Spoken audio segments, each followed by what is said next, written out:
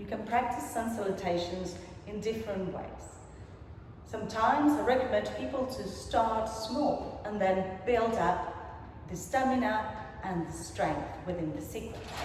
So let's start together with a small sun salutation.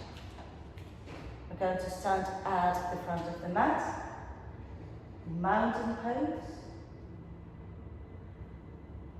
arching back, and then we fold forwards.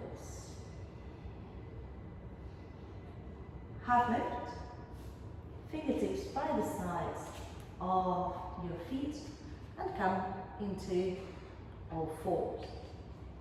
In here we're going to do a cat stretch and a cow stretch. We can even do it with the blocks, which makes it a lot more spacious. Arching back like an angry cat and opening up. After that, you can come into your downward facing dog, then bring one foot and the other.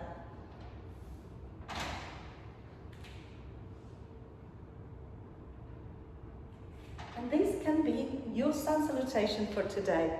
Try it out, see how it feels, and if you want more, just follow me.